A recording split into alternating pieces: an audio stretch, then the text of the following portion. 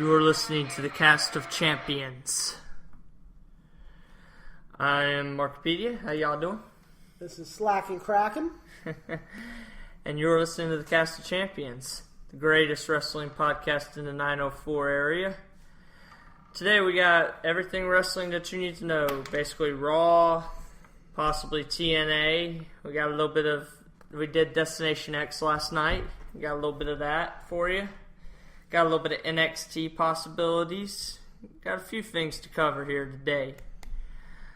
I'll tell you what do you think about the whole final deletion deal versus like the whole Wyatts deal? I think it's a sad attempt by Matt Hardy to stay popular and be in the news. I think he's a very big step below on the Wyatts family storyline. I think he's a lot better than he has been the last several years, but I think he's just trying to stay relevant since TNA is failing horribly in a lot of storylines where the Wyatts is still gaining momentum and gaining things. But I think he's just really trying to stay big on Twitter, Facebook, and make people care because a match between him and his brother hasn't been popular since 1993, but they still want to keep putting it out there.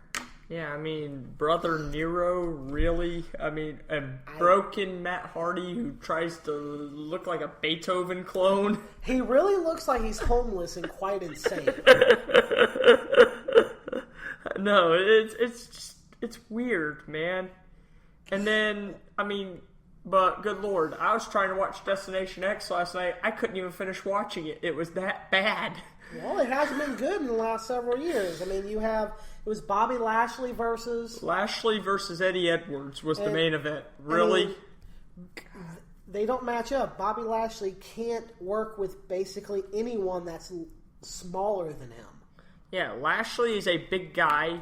He's a legit tough man. I mean, why would you have a legit tough guy who's about 300 pounds working a guy that on his best day might be 215? Eddie Edwards can take a beating. He can take certain spots, and that's what they're going for. But then you got Mike Bennett, the Miracle. Do you believe in miracles? Yeah, he sucked in Ring of Honor too. I think he's good as a tag team. He had the Kingdom with Adam Cole. And I can't remember the other guy's name, unfortunately. He hasn't really been big, but he's a tag team guy. He's an antagonist. He's not a heel. He's not a face. He's more of an antagonist guy, and I don't think they're going to find a place for him. Pretty sure he's going to be back in Ring of Honor in the next 6 months, without a doubt. I mean, they had him daggum job to DJZ. Really? He's a better wrestler than him. I mean, I'm not saying it's not DJ. A job. I'm not saying DJZ. He's doing his job. Isn't a better wrestler, but I'm saying DJZ, if you look at like how they had structured the card going into it. What structure? Like, you know, main event, upper mid card. No storylines whatsoever besides Brother Nero. Brother still. That's all they have. They go, well, these games might work okay, but they don't understand storylines. They don't understand how to promote certain wrestlers, and that's why they've lost Eric Young, Bobby Roode, Austin Aries, the list goes on. Samoa Joe, the NXT champion. They lost some of their biggest guys. I know. I mean, Christopher Daniels is a flagship of any company. AJ Styles. Well, I'm just saying, Christopher Daniels, he's been screwed over more times in TNA than anyone else. He's been like, well, you're great, but let's make you a mass wrestler and call you Suicide. Yeah, he was Suicide, and he was also... can't remember the other guy. Oh no, Manic was T.J. Perkins. No. He was pretending to be Japanese. I cannot remember the name of him. Curryman. Curryman. And that was his gimmick in New Japan, though. I mean, I enjoyed the gimmick, but the fact that they had him do the Feast or Fired and he got fired. I mean, they've always made him the workhorse. They just used him to promote other people's storylines. Where in Ring of Honor, he's been tag team champion. He's been insanely good with Kazarian. And they just don't understand what draws money anymore. They go, well, this guy was mediocre in WWE. That means we might get little Susie and Johnny to watch who's 7 years old, so let's go ahead and make him TNA champion. About the only guy I'd say that's actually worked with was EC3. Well, EC3 is good. And they're ruining him by trying to turn him face again. And the problem is, he's a guy there are some guys that can work face and heel, but then there are some guys that only work as a heel. And EC3 to me is a guy that... He has potential. He just has to find his voice. The problem is he's so used to being heel, it's so comfortable, he hasn't found his voice as a face. Until he finds the aspect of how he can work it where it doesn't sound like it's 1982 and, Reversed. He's facing, snapping into a Slim Jim, It's just, he has to find that where it's comfortable, and he's not comfortable because he's so used to being a heel. And he can be diverse, but he hasn't found his voice, and unfortunately the writers there don't understand, and they probably don't listen to his input whatsoever. Yeah, and back to the Mike Bennett thing, they're trying to book Mike Bennett like he's Millennium Man Chris Jericho circa 1999. He does not have the mic skills or even the wrestling ability. He is so subpar to compare to Chris Jericho. Even in today's age, he's 1,000 times better than Mike Bennett. It's one of those things like, I am the savior of TNA. I keep hearing that in every promo he does. It's like, really, bro? Well, he might be. I mean, the stage TNA is in there. They're the redheaded stepchild of wrestling. I mean, they're horrible. They're a joke. They're 2 steps away being Old Yeller, honestly. And even WWE, the last couple episodes of Raw have been horrible. They have. I think they're just trying to figure their placement because they're still banking on Roman Reigns, who failed a drug test, which I love they put that on air. I love that segment with Rollins, but they really faltered since that episode. And the Rollins report segment was really just a dud. He's great Monday night on the mic in short bursts, but if you have him an entire segment by himself, he cannot handle it. He was horrible on the indies on the mic. I hate him as Ring of Honor champion. But as a champion WWE, when they have him short bursts or have people with him, he's great. The problem is Dean Ambrose doesn't play off of him as well by himself. No, because he's not a face. He's an antagonist or he's a heel. He does not know how to play a face. He plays this goofy, I'm the dude, and it does not work. Dude, he's more of, I'm the crazy guy, I'll do what it takes to win, and they promote him as, I'm the crazy guy, but all the kids should love me. He's a PG Brian Pillman. That's what he is. He's PG wannabe Brian Pillman. TVG Pillman. I mean, he's like Finding Dora Pillman. That's what he is at this stage. And he has a lot more potential. I enjoy him still more than I did on the Indies. I never really cared for him because his mic skills. I just didn't enjoy it. He was really slurred. He was a deathmatch wrestler. That's all he was. I mean, he was great in Dragon Gate USA. He was great in other promotions. It's just when he became to the mic, I hated it. But in WWE, he's really found his voice. Same thing with Seth Rollins. I think he has a great mic voice in short bursts. First time I ever saw Seth Rollins or Tyler Black as he was on the indie circuit, it was Wrestling Society X was the first time I ever saw it. And they had him tagged with Jimmy Jacobs. It was, what was the tag? Age of the Fall. Yeah, except they were doing it. They were doing it as "doing it for her" was the term they were calling it on Wrestling Society X, but in ROH. But in ROH, it was Age of the Fall. Was horrible. That's where you got Brody Lee, which is Luke Harper now. Luke Harper. Which honestly, I never thought he would make it. I'd rather see Luke Harper than Dean Ambrose, but that's just. But Luke Harper, of course, blew his knee out. Well, he blew his knee out. He pulled a Triple H. He pulled a hammy. He did things he shouldn't have did, but. I mean, honestly, Luke Harper, I never thought he'd be in the position he is now. Even though he's hurt, I watched him on Indies, and I never enjoyed a match he ever had. I hated his look. I hated his moveset. And he comes to WWE with the Wyatt family, and when he separated, he could have shot to the moon. But the fact that they didn't know what to do with Brody Lee, with Luke Harper. No, the other guy with the red beard. Rowan. Because they try to make him the face and Luke Harper the heel, and they're going to push Wyatt to the moon. Rowan lost his footing because they tried to make him the crazy but super intelligent with a Rubik's Cube. I don't know if you remember that. Yeah. And it failed miserably. I'm sorry, but Thorpe, Morris, no. Yeah, but it felt like all three worked better, and I agree. But that instant proved Luke Harper can be shot to the moon. Yeah, basically Wyatt and Harper can go on their own. The other two, not so much right now. Not at all. But I really think that it's going to be better than Ministry style. I think they're going to promote it like that. They're going to win the tag titles. And I say in about a year and a half, you're going to have Wyatt have a title reign that surpasses, not going to say Undertaker level, but I'm going to say probably Mankind level at least. Mankind level, just more heelish, because he never really had a heel run. He was more like, I'm the underdog, please love me, but I look like roadkill. That's what his title run was, which I'm a big Mick Foley fan, always have, from the Japanese death matches to whatever match he's ever had. I've always been a fan. His ECW work on the mic can never be duplicated. Oh yeah, the car crash scenes, the old warehouse looking scene, boiler room, it's insane. Just being in an abandoned room with an ECW banner behind him and letting him go nuts. The same thing. The only reason we even had Stone Cold, of course. But Stone Cold, the only reason he even got big, because after he got fired from WCW. Gentleman Chris Adams' ex-wife gave him the gimmick. Yeah. Who was actually the guy that trained him in World Class in Texas. Yeah, but like I was saying with Steve Austin, he was given a mic and allowed to say whatever he wanted about Eric Bischoff by Paul Heyman, because he knew it was money. And that's the only reason why he is in the position he is. Yes, he got his neck broken, but he's an icon. Only because someone's like, hey, I want you to say whatever you want, and that's it. Speaking of Paul Heyman, if he'd have had a benefactor behind him, somebody to run the money, he'd be Dana White right now. No. I disagree.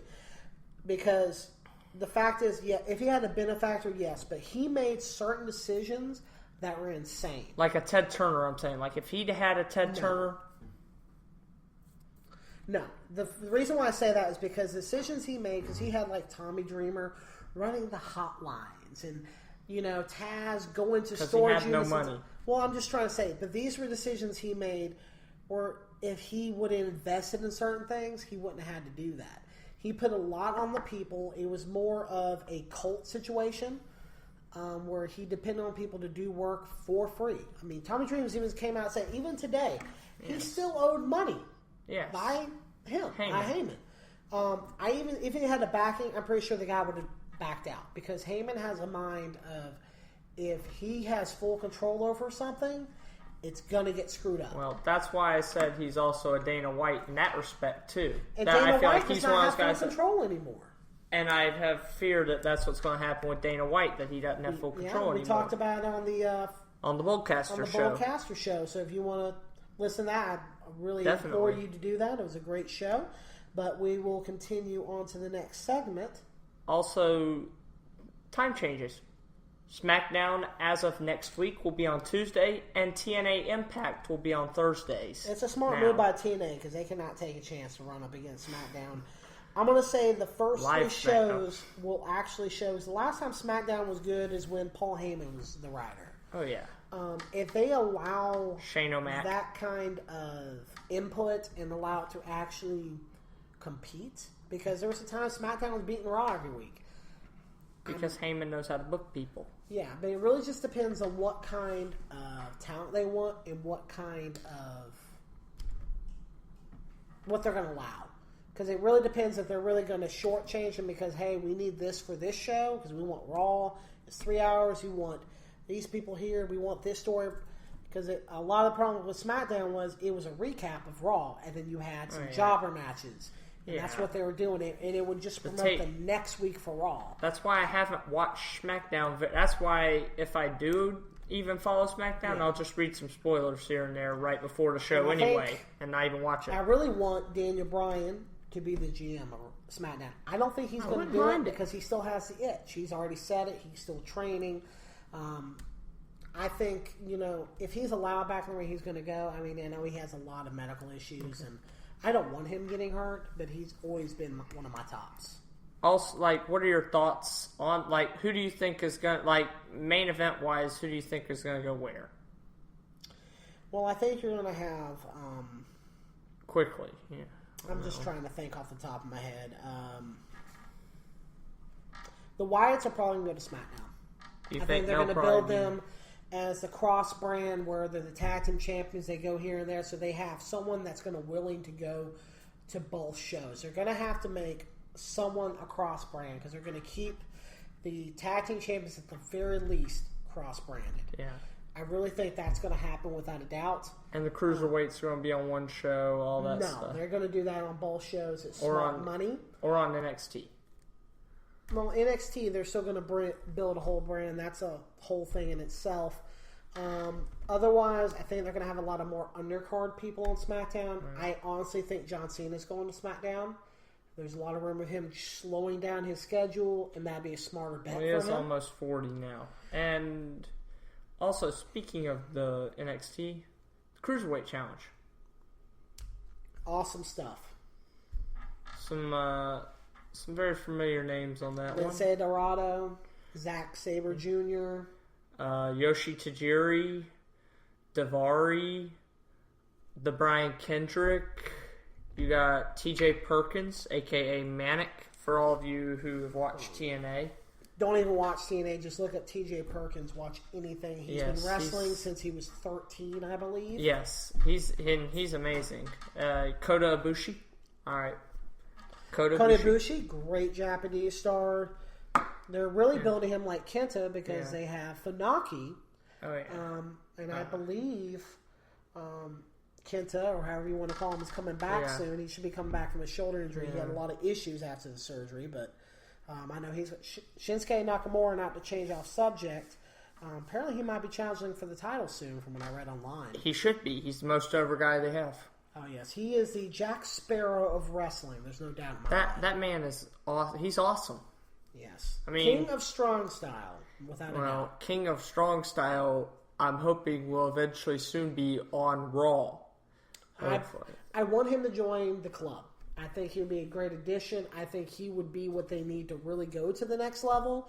And I think AJ Styles should go below him. I think Shinsuke should be the leader. So you're saying, if you were to compare the club to the closest thing you can compare them to, which would be the Wyatts, Shinsuke would be Bray and AJ would be Harper. I think it's a different level because you're talking about a cult style and you're talking about the club as more a classic, I guess, biker gang. Yeah. More of like the Aces and Eights almost, which basically you would have. Just not with a crappy story. As bad. Yeah. I mean, it started off great. I love what Bubba did. He really built himself. Bubba Ray Dudley made his career. Extremely good. I mean, I love what he did in TNA during that time frame. It's just they never let him capitalize on it. It took way too long to amass people and build people. They just really tried to bank too much on it. And they actually have one character in common. Aces and Eights in the club. That is true. Doc Gallows was in both. Correct. Drew Hankinson, real name, by the way. And he's a great worker. I mean, I've enjoyed his stuff for a very long time. CM Punk helped him along. Problem is, this is like his fourth shot. He was fake. He was fake Kane. Mm-hmm. He was fake. He was Festus. Then he was Luke I love Gallows. how they explain that because they say, he was a drug addict, and then he went to CM Punk's little group. It was a great lead-in to kill that old character. I love how they did that. Since we only have a couple minutes left, I'd like to wrap it up with both of us are going to the NXT show on the 30th. Yes, it's going to be awesome. Who are you hoping to see? Shinsuke, Austin Aries, Samoa Joe. I would love to meet him. I've been a fan of him for over a decade, to be honest. The Revival.